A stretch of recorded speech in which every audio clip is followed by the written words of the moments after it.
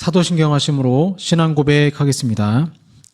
전능하사 천지를 만드신 하나님 아버지를 내가 믿사오며 그 외아들 우리 주 예수 그리스도를 믿사오니 이는 성령으로 잉태하사 동정녀 마리아에게 나시고 본디오 빌라도에게 고난을 받으사 십자가에 못 박혀 죽으시고 장사한 지 사흘 만에 죽은 자 가운데서 다시 살아나시며 하늘에 오르사 전능하신 하나님 우편에 앉아 계시다가 저리로서 산자와 죽은 자를 심판하러 오시리라. 성령을 믿사오며 거룩한 공예와 성도가 서로 교통하는 것과 죄를 사하여 주시는 것과 몸이 다시 사는 것과 영원히 사는 것을 믿사옵나이다. 아멘. 네, 찬송가 151장입니다. 만왕의 왕 내 주께서 왜 고초당했나? 151장입니다.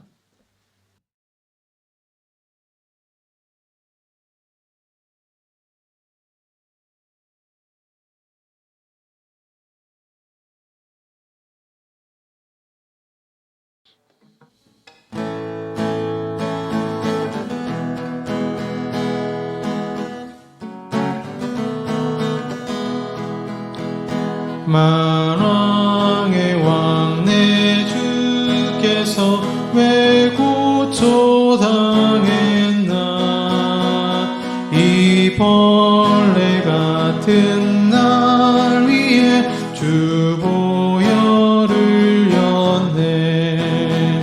십자가 내가 처음 볼 때에 나의 맘에 큰 고통 사라져. 오늘 믿고서 내 눈 밝았네. 참 내 기쁨 영원하도다. 주 십자가 못 박힘은 속죄야말인가. 그 긍휼함과 그 은혜 말할 수 없도다. 십자가 내가 처음 볼 때에 나의 맘에 큰 고통 사라져. 오늘 믿고서 내 눈 밝았네. 참 내 기쁨 영원하도다. 늘 울어도 그 은혜 다 갚을 수 없네. 나 주님께 몸 바쳐서 주의 일 힘쓰리. 십자가 내가 처음 볼 때 나의 맘에 큰 고통 사라져. 오늘 믿고서 내 눈 밝았네. 참 내 기쁨 영원하도다.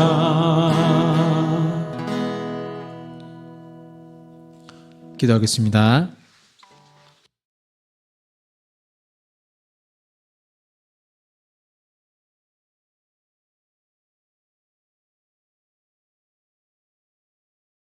사랑의 아버지 하나님, 은혜 감사합니다. 사순절 기간 또 고난 주간 더 주님과 동행하며 믿음으로 살기를 원합니다. 점점 세상 사람들은 거룩하신 하나님, 초월하신 하나님에 대해서 무관심하고 내재적인 하나님, 그저 친구같이 생각하면서 하나님의 거룩하심에 대한 관심을 잊어버리고 있습니다. 주님이 거룩하시다면 우리도 거룩한 삶을 살아야 되는데 이제는 세상 사람들은 친구같이 여기고 그냥 마음대로 죄 짓고 살아가고 있지 않습니까? 우리도 그렇게 너무나도 하나님을 가볍게 생각하고 있는 것은 아닙니까? 저희들 마음속에 거룩이 회복되게 하시고 그러기에 이 고난주간을 주님과 동행하면서 보낼 때에 하나님 예수님께서 오르신 그 십자가 겟세마네 동산 모든 것들을 우리 마음에 품고 기억하면서 주님과 동행하며 한 주 한 주 하루하루 살게 하여 주시옵소서. 오늘도 새벽에 말씀하시고 역사하여 주시옵소서. 예수님 이름으로 기도합니다. 아멘. 네, 성경 말씀 마태복음 26장 41절 말씀입니다. 마태복음 26장 41절 말씀입니다. 신약성경 47쪽이 되겠습니다. 마태복음 26장 41절 말씀입니다. 우리 한 절 말씀 봉독하겠습니다. 시험에 들지 않게 깨어 기도하라. 마음에는 원이로되 육신이 약하도다 하시고, 한 번 더 읽겠습니다. 시험에 들지 않게 깨어 기도하라. 마음에는 원이로되 육신이 약하도다 하시고. 오늘 이제 첫 번째 시험, 이제 고난주간 때 이 말씀을 배경으로 해서 시험에 대해서 좀 말씀을 드리도록 하겠습니다. 자, 시험에 들지 않게 깨어 기도하라. 주님이 직접 하신 이 말씀은 공관복음서, 마태, 마가, 누가, 요한복음이죠. 그 안에 거의 그대로 반복되고 있죠. 다만 마태복음과 마가복음은 위에 인용한 말씀과 같이 기록하고 있는 반면에 누가복음은 시험에 들지 않게 일어나 기도하라라고 기록하고 있습니다. 종합해 보면 누가는 시험에 들지 않도록 일어나 깨어 기도하라라는 아주 강하게 경고를 우리에게 종합적으로 보여주고 있는 것이죠. 그래서 예수님은 그 십자가에서 당신의 사랑하는 백성들을 위해서 죽으시는데 제자들은 한 시간도 깨어서 기도하지 못하고 있습니다. 본문은 시험에 들지 않게 일어나 기도하라 또는 깨어서 기도하라는 것으로 가장 결정적인 순간에 제자들이 잠에 빠진 것처럼 우리도 시험에 들 수 있음을 경고하고 있습니다. 예수님은 기도를 가르쳐 주실 때 시험에 들게 하지 마시옵고 라고 하셨어요. 우리가 사순절 기간을 보내고 고난주간을 보내는 가운데도 사실 주님 말씀대로 살지 못하는 많은 이유가 시험에 빠지는 것입니다. 결정적인 순간에 다윗이 밧세바를 범한 것처럼 죄로 눈이 어두워지면 시험이 시험인지도 모르고 계속적인 죄악 가운데 인간의 영혼은 죄를 습관처럼 짓는 것입니다. 그러니 지금 내 앞에 어떤 상황들이 시험인지 아닌지 분별하는 것과 인생에 시험이 있다는 영적 감각이 있는 것이 중요한 것이죠. 제자들은 예수님의 죽음 앞에서도 어떻게 보면 가장 결정적인 순간에 심지어 예수님이 시험에 들지 않게 깨어 있으라 말씀하셔도 너무나도 쉽게 무너지고 말았던 거죠. 솔로몬은 너는 바닷 가운데 누운 자 같을 것이요 돛대 위에 누운 자 같을 것이며 라고 말합니다. 이 말씀은 파멸의 입속에서도 안전한 상태를 유지하는 사람들을 가리키는 거예요. 불쌍한 영혼들이 바다 한복판에 떠 있는 배의 돛대 위에 누운 자 같다면 겟세마네 동산에서 주님과 함께 있었던 제자들도 마찬가지입니다. 이게 요나처럼 잘 때가 아니라는 거예요. 지금 당장 유대 병정들이 오고 예수님 잡혀가게 생겼어요. 요나 지금 배 타고 있는데 막 파도가 일렁이면서 출렁이고 있습니다. 배가 뒤집어지게 생겼어요. 그런데 그런 상황 속에서 제자들은 잤습니다. 시험에 들지 않게 깨어 기도를 하려고 했는데 잤어요. 주님은 제자들에게 약간 떨어진 곳에서 심한 통곡과 눈물로 간구와 소원을 올렸습니다. 그때 주님의 손에는 사람들의 죄로 인해 저주와 진노로 가득 찬 잔이 들려 있었고 그 잔을 마셔야 할 시점이 있었던 거죠. 한편 주님과 제자들을 죽이려고 무장하고 있던 유대인들은 그들과 별로 떨어지지 않은 곳에서 오고 있었습니다. 주님은 그날 밤 자신이 배반당하고 죽음에 처해지기 위해 끌려가게 되리라는 것을 제자들에게 알려주셨어요. 제자들은 주님이 고민하고 슬퍼하시는 그 모습을 지켜보았습니다. 아니, 주님은 제자들에게 내 마음이 매우 고민하여 죽게 되었다 38절에 말씀하고 있잖아요. 분명히 말씀하셨어요. 나 지금 너무 죽을 것 같아. 나 너무 힘들어. 그래서 주님은 제자들에게 이처럼 자기가 그들을 위해 죽게 되었으니 자기와 함께 머무르며 깨어 있자라고 간청하셨습니다. 간청하셨어요. 이런 상태 속에서 주님이 조금 떨어진 곳으로 가자 제자들은 주님에 대한 사랑을 완전히 포기한 것처럼 또는 스스로 몸을 사려 곧 잠에 떨어졌습니다. 아무리 훌륭한 성도라도 그들 자신만 남아있게 되면 순식간에 다른 사람들보다 더 연약한 모습이 될 수 있습니다. 다시 말해 무익한 존재가 될 것입니다. 우리 자신의 힘은 다 모아도 약하고 우리의 지혜는 다 모아도 어리석습니다. 제자들 가운데 하나인 베드로는 직전만 해도 굳은 신념으로 모든 사람이 주님을 버릴지라도 나는 절대로 버리지 않겠노라 장담했었어요. 주님은 이런 베드로에게 그 점을 특별히 훈계하십니다. 베드로에게 말씀하시되 너희가 나와 함께 1시간도 이렇게 깨어 있을 수 없더냐. 이것은 마치 주님이 다음과 같이 말씀하신 것과 같아요. 베드로야, 네가 방금 전에 나를 절대로 버리지 않겠다고 결심한 바를 자랑하던 밖으로 그 사람이냐. 네가 1시간도 나와 함께 깨어 있을 수 없으면서 그와 같은 약속을 했더란 말이냐. 나는 너를 위해서 죽어가고 있는데 너는 편안하게 시체처럼 누워 자는 것이 나를 위해 죽는 것이냐? 정말이지 베드로가 그토록 고상한 약속을 해놓고 금방 무감각해져서 약속을 지키지 못한 것은 생각만 해도 놀라운 일이죠. 그러나 여러분, 베드로와 똑같은 배반의 뿌리가 우리 마음속에 깊이 자리 박혀 있다는 것을 우리 자신도 발견하게 되는 거예요. 날마다 삶 속에서 그 열매가 맺히는 것을 보게 되니 아무리 고상한 약속이라도 막상 이행해야 할 때가 되면 개탄스러운 태만으로 끝나고 맙니다. 제가요, 목회를 하면서 함부로 서원하면 안 되겠구나라고 생각을 하게 돼요. 사람들은 순간의 자만심으로 내가 열심히 신앙생활하겠습니다. 새벽기도 나가겠습니다. 주일 성수하겠습니다. 하나님께 11조 드리겠습니다. 갑자기 약속을 해요. 제가 요구한 것도 아니에요. 어느 순간 자신이 한 약속을 지키지 않는 성도들의 모습을 너무 많이 봤어요. 말로 선포하고 그 자신은 약속을 지키지 않아요. 그냥 갑자기 사그라져요. 다짐만 열심히 하는데 몇 번 실천하고는 안 하는 거예요. 그러나 이러한 모습은 저에게도 있는 모습입니다. 과연 이 세상에서 하나님 앞에 모든 약속을 지킬 수 있는 사람이 누가 있겠습니까? 이런 상황 속에서 주님은 제자들에게 그들의 상태의 연약한 위험을 알려주시고 눈앞에 닥친 파멸을 피하도록 경고를 주십니다. 그래서 주님은 일어나 깨어 기도하라 라고 말씀하신 것입니다. 주님은 자신의 십자가 사건으로 인해 앞으로 제자들이 겪어야 할 커다란 시험이 눈앞에 아른거렸던 것입니다. 자신의 고난뿐 아니라 이제 제자들도 고통을 당하게 되어 있어요. 그 말은 뭐예요? 정신을 바짝 차리라는 거예요. 깨어 기다라, 정신 바짝 차려라. 저는 참 위험한 일을 많이 해봤어요.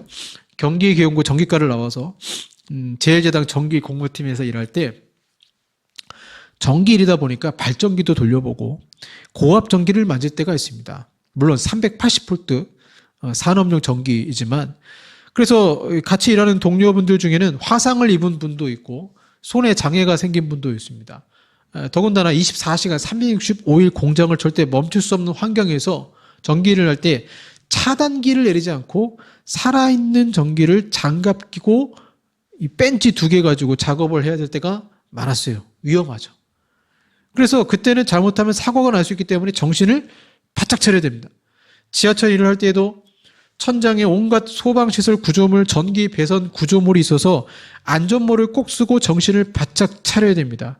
겨울에 택배 일할 때 눈이 많이 오는 날이 이번 겨울 몇 차례 있었잖아요. 그럼 눈길에 진짜 차가 막 미끄러지는 거예요. 미끄러지는 거 이제 경험을 했는데, 이런 상황들도 어떻게 해요? 정말 등쪽에 식은땀이 나면서 정신을 바짝 차려야 됩니다.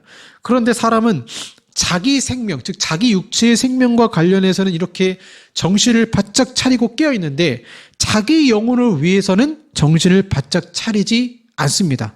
깨어 있지 못합니다. 아니, 육신의 잠을 더 선택하고 나태해지며 죄를 너무 쉽게 지는 것입니다. 위험성을 알면 깨어있는 것처럼 우리가 시험이 어떤 위험이 있고 어떤 성질이 있는지 알게 되면 내 영은 깨어서 주님과 같이 겟세마네 동산에서 같이 예수님과 같이 기도하는 거예요. 그래서 시험이 시험인 줄 알아야 됩니다. 아, 이게 시험이구나. 이건 시험이 아니구나. 분별할 수 있어야 되죠. 자, 시험에는 일반적 성질이 있습니다. 시험의 일반적 성질에 대해서 말한다면, 시험은 실제 시험과는 무관한 다양한 의미를, 굉장히 성경에서 의미가 커요. 그래서 다양합니다. 용액을 그릇에 이제 넣어보면 그릇을 시험해 본다 이렇게 얘기하잖아요. 그래서 이 그릇이 뜨뜻한 걸, 따뜻한 거를 감당할 수 있는가 없는가를 시험해 보죠. 그런 의미에서 하나님은 때때로 시험하시는 분으로 말씀합니다. 또 우리도 시험하는 것을 의무로 삼으라고 명령을 하는 말씀도 있어요. 곧 우리 안에 있는 것이, 왜 하나님이 나를 시험하느냐, 내 안에 무엇이 있는지를 시험하고자 살펴야 된다는 거예요. 즉 하나님이 그렇게 해 주시도록 기도해야 된다는 것입니다. 그러기에 시험은 고기를 자르든지 아니면 사람의 목을 자르든지 할 수 있는 양날을 가진 칼과 같습니다. 시험은 양약이 될 수도 있고 독이 될 수도 있습니다. 또 훈련이 될 수도 있고 파멸이 될 수도 있습니다. 그래서 시험의 특별한 성질에 대해서 말한다면 어떤 악을 지시하는 것으로 보고 적극적으로 악으로 이끄는 시험이 있고 소극적으로는 그 안에 악과 고통을 지니고 있는 것으로 간주됩니다. 그러나 소극적 의미에서 시험은 시련, 역경으로 간주됩니다. 야고보서 1장 2절의 의미상 우리는 시험 당할 때 온전히 기쁘게 여겨야 된다. 이거는 소극적 의미예요. 그래서 이런 시험 속에서는 오히려 우리가 하나님께서 우리를 인도하실 때에 하나님이 나를 시험하셔서 내가 시험이 뭐가 같냐면 거울과 같아요. 내 안에 뭐가 있는지를 알게 하시는 거예요. 그래서 내가 우상 숭배했구나. 내가 이런 죄가 있었구나. 그걸 깨닫게 하심으로 그 역경 속에 온전히 기쁘게 여기라고 야고보서는 말하는 것입니다. 하지만 그 주기도문에 나온 주님 갖춘 기도에 나온 것처럼 시험에 들게 하지 마옵시고 여기에 시험은 적극적인 시험입니다. 이런 시험에는 빠져서는 안 돼요. 왜? 그 목표는 영혼을 파멸시키는 데 있기 때문에 그렇습니다.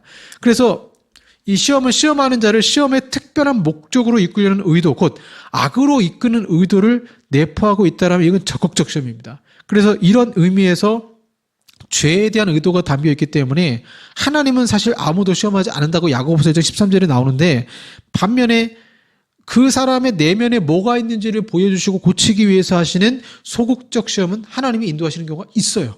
이걸 시련 또는 역경이라고 얘기하죠.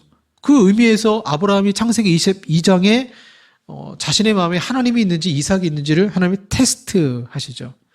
그래서 하나님이 누구를 시험하신다고 할 때에는 두 가지 사실을 생각을 해야 돼요. 첫 번째, 하나님이 시험하시는 목적이 뭐냐. 두 번째, 하나님이 시험하는 방법이 뭐냐. 아까도 말씀드렸습니다. 하나님이 시험하시는 목적에는 마음속에, 사람의 마음속에 무엇이 있는가를 보여주시기 위해서입니다. 그래서 식사를 한 후에 내 얼굴에 뭐가 묻었나 안 묻었나 거울을 보는 것처럼 죄로 오염된 인간의 자신의 마음에 무엇이 주임 삼고 있는지를 잘 몰라요. 오염되어 있습니다. 그럴 때 하나님이 시험하시는데 그 시험을 통해서 현재 내 마음에 어떤 우상이 있다라고 알려주시는 것입니다. 다윗 왕이 출정 시기에도 전쟁에 참여하지 않고 영적 나탐에 빠져 지낼 때 목욕하는 밧세바를 보고 성적인 범죄와 그녀의 남편 우리아를 죽이는 살인죄를 저지르고 맙니다. 하나님을 떠난 마음, 죄를 사랑하는 마음이 하나님이 시험을 통하여서 그가 지금 성령을 떠나 살고 있다는 것을 명백히 알려주시는 사건이었습니다. 그래서 예수님이 오늘 본문에도 깨어있으라고 말씀하신 것은 현재 제자들 마음 속에 예수님으로 가득 차 있지 않았고 각자 자기들의 꿈을 가지고 예수님을 대했기에 그들은 깨어 있을 수 없었던 것입니다. 인간의 마음에는 두 가지예요. 은혜 아니면 부패함이 있어요. 둘 다 있어요. 은혜, 부패함. 그래서 은혜와 부패함이 어쨌든 은혜가 확 넘쳤다가 어쨌든 부패함이 확 드러날 때가 있습니다. 이게 마치 하나가 늘어나면 하나가 줄고요. 하나가 올라가면 하나가 이렇게 내려가는 시소같이 마음이 그렇게 시소같이 왔다 갔다 하는 것이죠. 이런 이유로 영혼은 늘 불확실한 상태 속에서 있게 되고 결국 시험 당할 때 부패가 가득하다면 무너지고 마는 것입니다. 하나님은 영혼의 바닥까지 살필 수 있는 도구를 갖고 찾아오십니다. 하나님은 시험이라는 도구를 영혼의 내부와 가장 깊숙한 부분까지 내려보내 그 안에 있는 것을 밝히 드러내심으로써 그의 본 바탕이 무엇으로 이루어져 있는지를 알게 하시는 거죠. 이거 꼭 내시경 같아요. 건강검진 받을 때 위에 뭐가 있는지 장에 무엇이 있는지 의사가 내시경을 통해 보여주는 것처럼 하나님은 우리 마음에 무엇이 있는지를 알려주시기 위해서 시험하시는 것입니다. 하나님 이런 식으로 아브라함을 시험하셔서 그의 믿음을 드러내 보이셨습니다. 아브라함은 하나님이 큰 시험과 시련을 통해 믿음이 드러날 때까지 자기가 갖고 있던 믿음, 그것이 진짜 정확한지 아브라함 본인도 잘 몰랐을 거예요. 근데 아브라함의 믿음이 성숙했던 거죠. 반면에 히스기야를 보세요. 아수르를 물리치고 또 그의 병이 나았습니다. 그러자 무로닥발라단이 와서 바벨론의 사절단이 왔을 때 무기고를 보여주고 성전에 아름다운 것도 다 보여줬어요. 교만한 거죠. 하나님이 히스기야를 시험하십니다. 무르닥 발라단이 와서 그 교만함을 그가 보였던 거예요. 성도들은 시험을 통해 자신의 추한 모습을 확인하게 될 때 감사와 겸손과 체험의 보고 속에 들어가게 됩니다.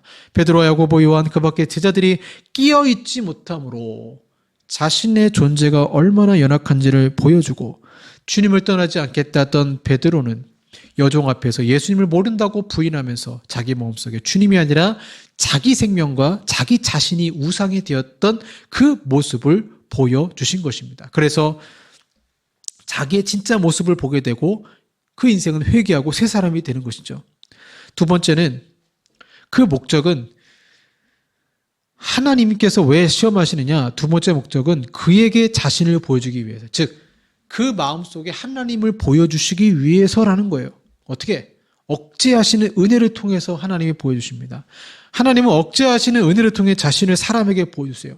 시험을 통해 사람은 온갖 죄를 범하지 않도록 지켜주시는 분은 오직 하나님밖에 없다는 사실을 깨닫게 돼요. 아, 이 시험 속에서 하나님이 나를 억제시키는구나. 우리는 시험 당하기 전에는 내 힘으로 산다고 자각합니다. 다 그래요. 내 힘으로 살 수 있어. 하지만 시험 속에 빠지면 내 힘으로 살 수 없다는 걸 알게 됩니다.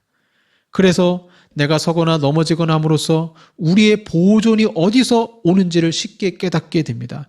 시험이 왔기 때문에 하나님이 자동차 브레이크처럼 시험이라는 브레이크를 통해 더 죄를 짓지 않도록 인도하시는 것입니다. 그러니 차라리 시험 당해서 죄를 멈추는 것이 낫습니다.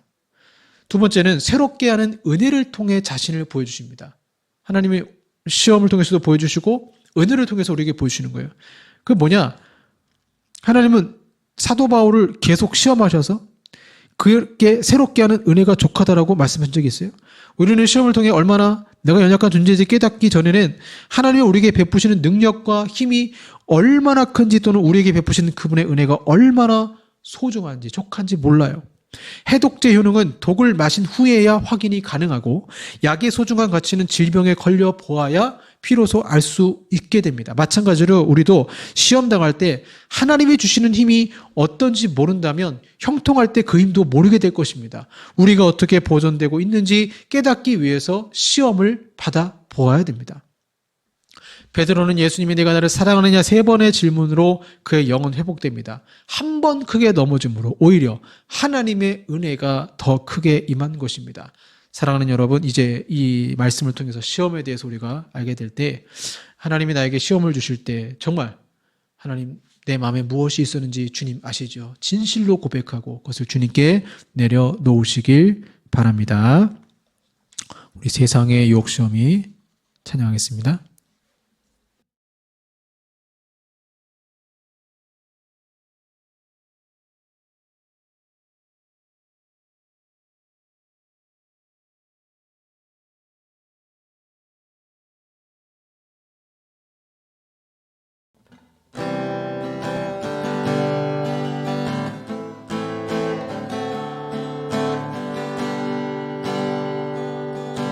세상의 유혹 시험이 내게 몰려올 때에 나의 힘으론 그것들 모두 이길 수 없네. 거대한 폭풍 가운데 위축된 나의 영혼 어찌할 바를 몰라 헤매이고 있을 때 주를 찬양 손을 들고 찬양 전쟁은 나에게 속한 건 아니니 주를 찬양 손을 들고 찬양 전쟁은 하나님께 속한 것이니 거짓과 속임수로 가득 찬 세상에서 어디로 갈지 몰라 머뭇거리고 있네. 공중의 권세 잡은 자 지금도 우리들을 절망으로 넘어뜨리려 하네. 주를 찬양, 손을 들고 찬양. 전쟁은 나에게 속한 것 아니니. 주를 찬양, 손을 들고 찬양. 전쟁은 하나님께 속한 것이니. 주위를 둘러보면 아무도 없는 듯 믿음의 눈을 들면 보이는 분 계시네. 지금도 내 안에서 역사하고 계시는 사망과 어둠의 권세 물리치신 예수님. 주를 찬양, 손을 들고 찬양. 전쟁은 나에게 속한 건 아니니. 주를 찬양, 손을 들고 찬양. 전쟁은 하나님께 속한 것이니.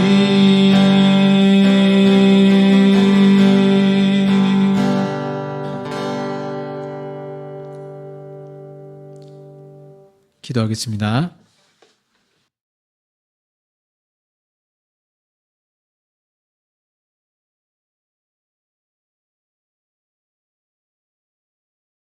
시험을 통해 우리 마음속에 무엇이 있는지를 보여주시는 아버지 하나님, 깨어 기도하라고 말씀하셨지만 우리의 영적 나태함으로 이 고난주간마저도 새벽을 드리지 못하는 우리의 모습들 혹시 있지 않습니까? 더 깨어서 밥을 먹을 때도 잠자리에 들기 전에도 주님을 생각하지 않는 우리의 깨어있지 못한 모습들 있지 않습니까? 회개합니다. 용서해 주시고 이 한 주간 정말 깨어서 기도하며 나에게 직면한 여러 가지 시험들, 우리 가정에 직면한 시험들을 보게 하시고 이 영적 전투에서 말씀 가운데 예수 십자가 바라보며 승리케 하여 주시옵소서. 예수님 이름으로 기도합니다. 아멘. 지금은 우리 구주 예수 그리스도의 은혜와 성부 하나님의 사랑하심과 성령 하나님의 교제가 역사하심이 시험 속에 하나님께서 뜻하신 바를 알고 자신의 마음속에 무엇이 있는지를 발견하며 회개하며 주님께 나아가기 원하는 우리 사랑하는 성도들과 한국 교회 위에 영원토록 함께 있을지어다. 아멘.